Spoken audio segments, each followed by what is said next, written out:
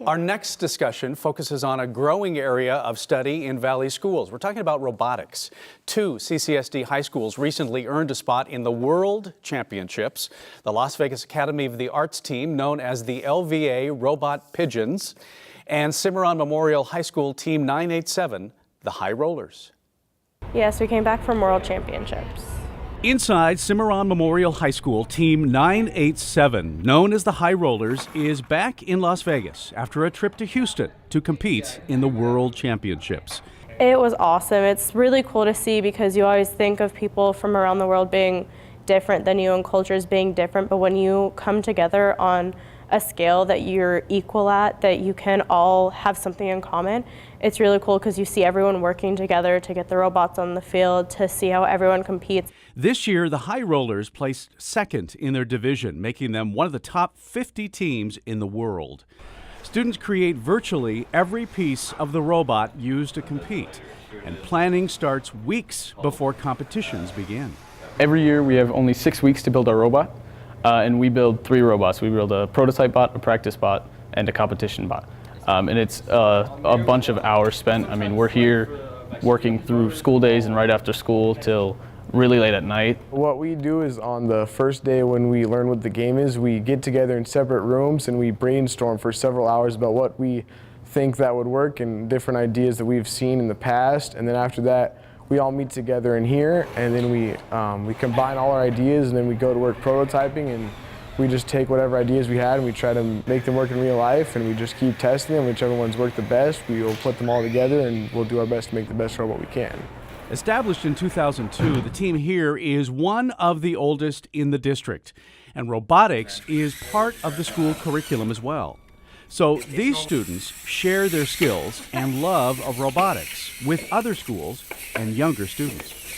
We actually work closely with Becker and Molaski. We send students there every Monday, Wednesday, and Friday in order to help boost their robotics platforms. Some schools don't have the amount of resources that we have, so we like to give those resources to those schools so they have a better fighting chance at competitions to do even better.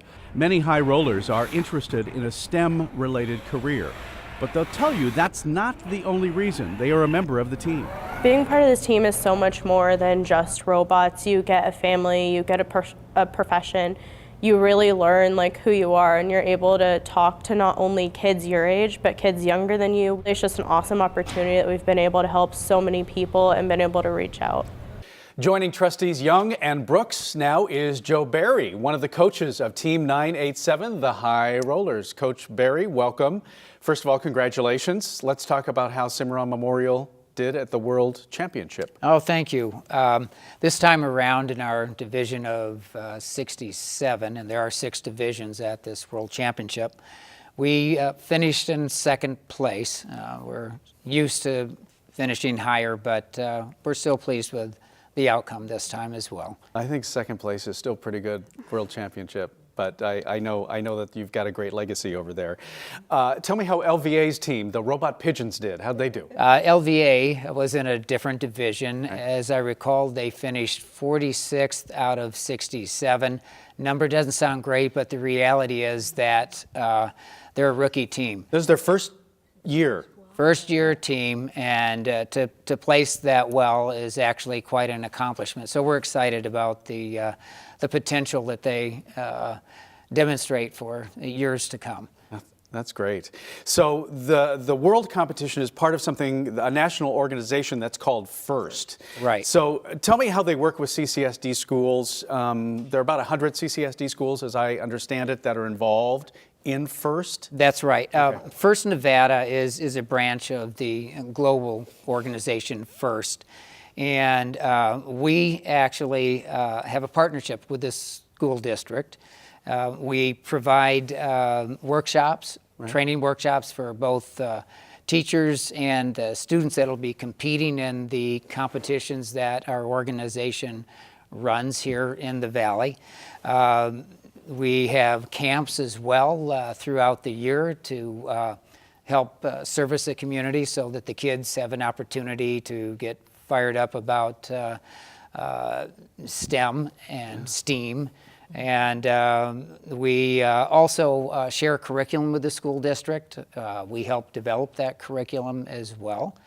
We have written the high school robotics curriculum some years ago, myself and two others from our school's team.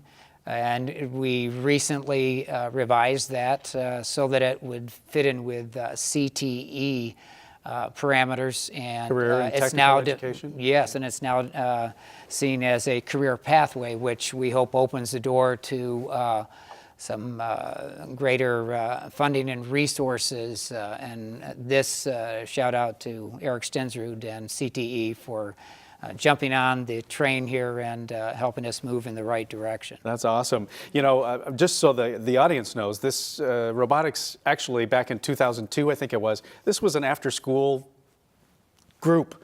And from there, it went into the program that did outstanding things. You, as you just mentioned, part of the curriculum. So it really grew from something very small and is now very large. And I know that you work with other schools. Trustee Brooks, this school, Cimarron-Memorial, is actually in your district. And I know I've been there several times, and it's great to see people after school, students after school, working on these projects, really excited to be there and to learn so much. It's got to make you feel good. It does. I think it probably makes everyone feel good. Yeah, absolutely. Having so many students involved, wanting to go, wanting to stay after school, that's such a great signal, isn't it? Not only a great signal, it's a needed signal. Many of our students, in some instances, are not always engaged with the home because maybe mom is working late or dad is doing, and we have sometimes blended family and lots of issues that come about. But to have this kind of exciting kind of not only STEM that goes into what we call the science, the technology, the engineering, and the math, but the coding that goes with it, as well as a lot dealing with the whole scientific method. I just bring up this little point. I mean, when you look at The Last Jedi, Star Wars, Yes. and you look at BB-8, you think about BB-8 and that little kind of robot that runs around beeping and doing lots of things. It's a huge part of that movie. But that was somebody's idea, using that whole robotic process. And it's just exciting just to see, and I'm happy to see more young girls getting involved too. Joe, let's talk about that. Let's talk about this, in the old days, it was all men. I think that's changed at Cimarron. Talk to me about that. Well, it certainly has, and actually that's become one of our points of pride, to see a greater participation rate of the females. Engineering in general has historically had a low percentage, so we actually made that one of our goals in our program to get more women involved. These young women currently, as a matter of fact, hold all of the lead machine and shop positions at our school. So they're primary in the manufacturing, the fabrication part, and our lead design female as well. So that's telling us that we're doing something right. Yeah, I think some of the teams, they were majority female at some point. Right. LVA, as far as I recall, is I think about 70% female, and that's exciting to see that. And one other thing that's great about your program, and I know this because I visited there, Cimarron-Memorial is so open to helping other schools. That's how you've really kind of expanded a lot of this. If there are schools that don't have a robotics program and they want some help, I know that the advisors, the school there, are more than willing to have those students come in. If they want to set up a group, they will. If they don't have space on their school, you will provide space to help kick that off. And I think that's something, that sharing of knowledge is great. Right. Well, that's really one of the primary goals of the first organization, is to develop opportunities for other individuals, those who have greater resources, like our school, for instance, and our program, have an opportunity then to share and give back to those others through mentorship opportunities. Our goal is not to be just the top team in Las Vegas or Nevada or the world. Our goal is really to pull others up so that they have an opportunity to share some of the successes that we've seen. And I don't just mean on-the-field successes. More importantly, I'm talking about the lifelong successes, the skills that the kids develop in the programs that we're talking about here. And I think you've had a lot of help from, it takes some local businesses to also sponsor some of these things, right? Right. Yeah, we have partnerships with a number of different businesses, and for them the benefit, of course, is sometimes quite immediate. We send a lot of kids to internships.